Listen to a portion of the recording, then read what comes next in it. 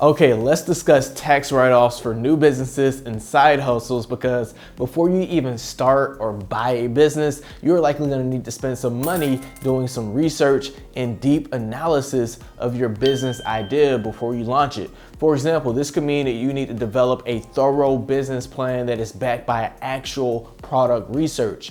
And the IRS defines these type of expenses as business startup and organizational costs. And starting a business isn't always cheap. In fact, it's estimated to be about $30,000 to start a new business, according to the Minority Business Development Agency. But even though your business may not be officially open yet, you can still write off these type of expenses, or at least a portion of them, against your taxable income, which is going to be extremely helpful in you reducing your overall tax burden. In fact, every year, more than 2 million taxpayers overpay their income taxes. And we're not talking about chump change, okay? Taxpayers are overpaying by close to $1 billion. And this could be due to poor tax planning, or maybe they're just missing out on some of these big tax write-offs. So in this video, what I wanna do is cover which business startup costs are deductible, how much you can deduct in total, and how you can amortize these costs. And I'm gonna break all this down with examples and calculations along the way. So if that all sounds good to you, then make sure you like this video while the intro plays.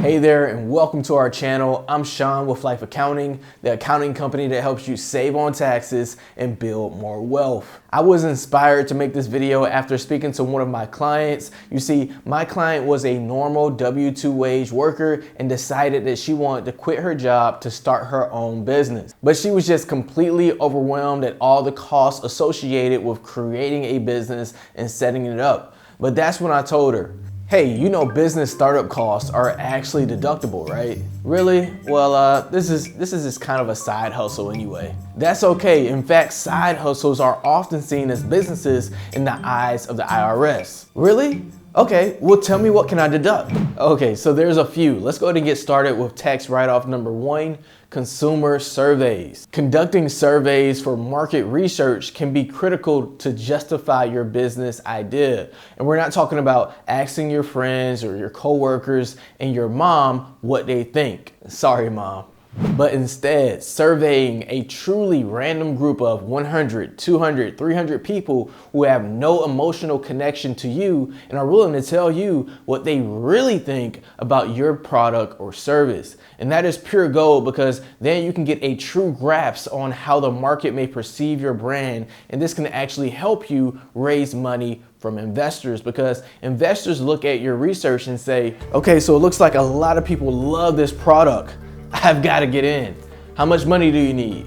Because these surveys give you an insight into demand by asking people stuff like, okay, do you use any competing products? And what don't you like about them, or what do you like about them? And how long have you used them for? Or where did you first hear about them from? And would you buy it again? And if so, how much were you willing to pay for it, etc. And just by getting the answers to some of these questions, you can easily see how that's going to help you create a strong business idea. Now, consumer surveys can vary greatly in cost, but can average somewhere around $1,500. And the best part is you can write off $1,500 against your income, which could save you 30 to 40% depending on your tax bracket. Okay, let's move along to tax write-off number 2, professional fees.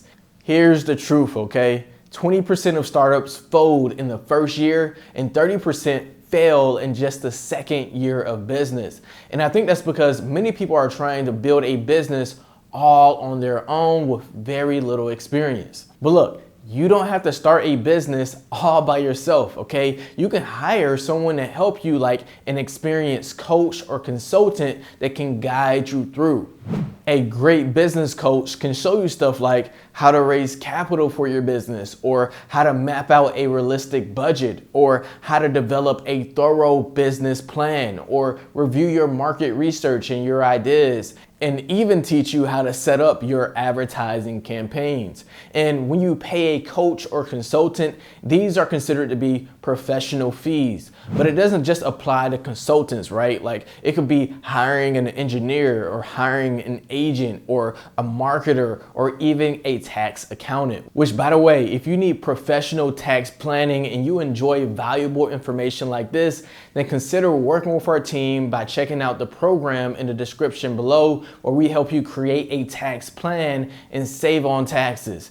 And on top of the value that we deliver to you, you can also deduct the cost of the service on your taxes. So it's a win-win-win all the way around. Let's move on to tax write-off number 3, site selection costs. Now, these are business startup costs associated with finding and securing an office or workspace. So if you find yourself driving around looking at different offices, then you can deduct the business mileage using the standard mileage deduction rate. Or if you find yourself traveling out of state or out of country to locate something like a manufacturing facility, then you can also write off stuff like the airfare expenses or the lodging or the transportation or the internet fees if you need to do some work while you're out there. Or even if you decide to hire an agent to help you find the actual location, then those can be written off as professional fees or site selection costs.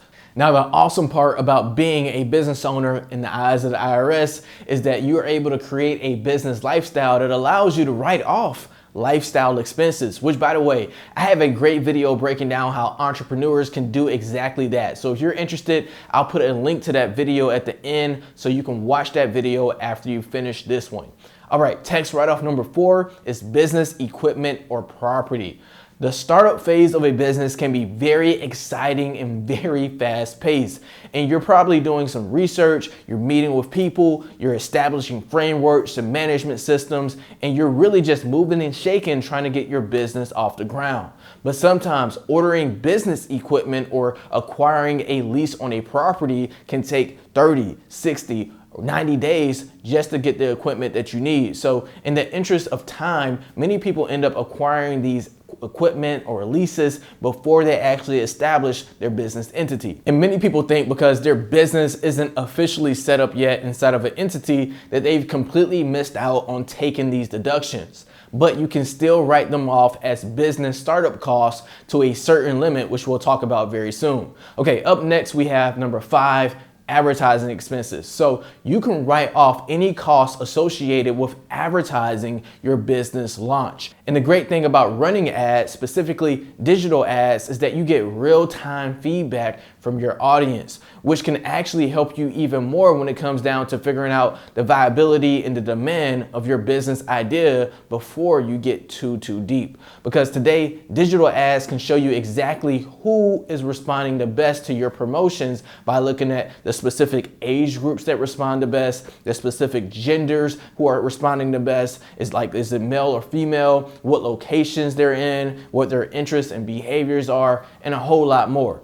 And the great news is you don't have to go crazy with spending a lot of advertising money to get some great feedback. Plus, you can write off your advertising expenses as well. All right, moving on to tax write-off number 6, I have costs in acquiring a business. So the real truth is starting a business isn't for everyone, and many people may succeed simply from buying one.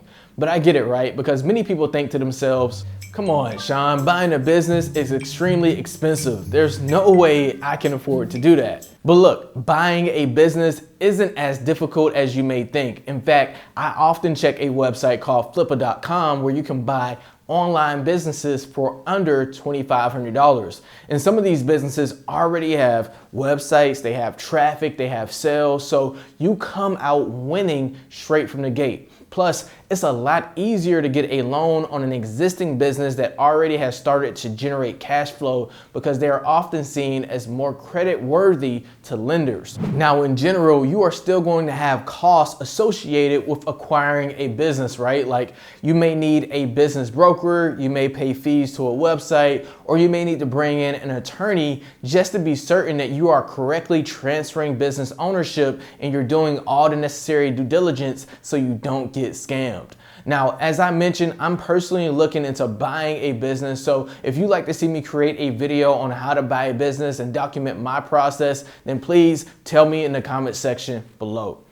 The next tax deduction I have is number 7, organizational meetings. Once again, before you establish your business entity, you may need to find partners or investors that can help you take your business idea to the next level. And because of that, you may need to set up meetings where you pitch your business idea to potential partners, or you talk about how you want things to be structured from an equity perspective, or you work on operating agreements and bylaws for which the business will operate, or you just work on ways where you're gonna dominate the marketplace and your competitors. And so you may wanna rent out a conference room at a nice hotel and get some food and print out materials to somewhat wine and dine your partners, right? And you can write off these organizational costs before you launch your business. All right, tax write-off number 8 are incorporation and partnership filing fees. So these are gonna be organizational costs associated with establishing your business entity. So that may be registering your business with your Secretary of State as an LLC, as a partnership, or as a corporation. Now, these aren't usually huge expenses and typically range between $100 to $1,000 depending on the state you live in and the level at which you want to incorporate. But I often find that when I'm working with my clients that they still miss these small tax deductions because they just overlook them, but it still helps them save a little bit of money when it comes to tax time. And I think every tax deduction matters. So definitely don't make the mistake of leaving this out when you file your taxes. All right, tax write-off number 9 are legal fees. Now, legal fees can qualify as business startup costs or organizational costs, but this is important to call out, especially if you're partnering with other people, because many people can get away with creating their own operating agreement from a template and doing it themselves. But if you're operating in a unique way with your partners or your investors, then it's going to be wise to actually bring in an attorney that can review your agreements and just make sure everything checks out in the way that you guys want to operate. Because listen, the last thing you want to do is start a business, start making millions of dollars, and then realize there is a serious flaw in your partnership agreement that can ruin it all. Now let's answer a big question with number 10. How much startup costs can you deduct in your first year? All right, let's crunch some numbers. So the first thing you need to know is that there is a first year limit on how much startup costs you can write off. So you can deduct $5,000 in qualified startup costs if you had less than $50,000 in total expenses in the year your business starts operating. And if your startup had costs over $50,000, then you can deduct $1 for every dollar you spent over $50,000 after the $5,000 limit. Now, I know it's a little bit confusing, but for example, if your total startup cost before establishing your business was $53,000, then you can only deduct $2,000, which is that $5,000 minus $2,000, which also means if you spent more than $55,000 on business startup and organizational costs, then you won't get any tax deduction. But look, that's okay because you can still amortize the remaining costs to be deducted from your income in later years. This means basically that you can deduct the cost in equal installments over a 180-month period, starting from the first month your business opens. This is essentially what is meant by the word amortize. So from a pure tax planning perspective, you have to ask yourself, okay, do you need the $5,000 deduction? Which definitely helps if you made a sizable amount of income, but if you don't necessarily need the deduction and you can live with the tax burden, then what you can do is spend what you need for your startup right now, and then later on write off the expenses associated with it, particularly during a year where you're in a larger tax bracket because you are making more business income. You can claim this $5,000 deduction in Part 5 of the Schedule C on the 1040 form where you itemize all your expenses. Okay, let's talk about number 11, how tax deductions work after your first year or when you launch your business. So once your business entity is established, then the tax system really starts opening up for you, because Section 162 of the Internal Revenue Code says that you can deduct all necessary and ordinary expenses paid or incurred during a taxable year to carry on any trade or business. So ordinary expenses mean that it is common and accepted in your industry, and necessary expenses mean that it is helpful or appropriate for your business. So that can mean writing off stuff like equipment, office supplies, your home office, your cell phone expense, your cost of goods, your salaries and wages, your travel, and a lot more. For example, let's say your business made $500,000 in revenue last year, but then you incurred $250,000 of ordinary and necessary business expenses. Well, in that case, your taxable income after taking expenses as a deduction would be $250,000. Now, of course, the IRS isn't going to make it easy for you. There are rules, exceptions, and exclusions for various types of business write-offs. So make sure you are subscribed to our channel as we cover different tax deductions and tax credits in detail on this channel.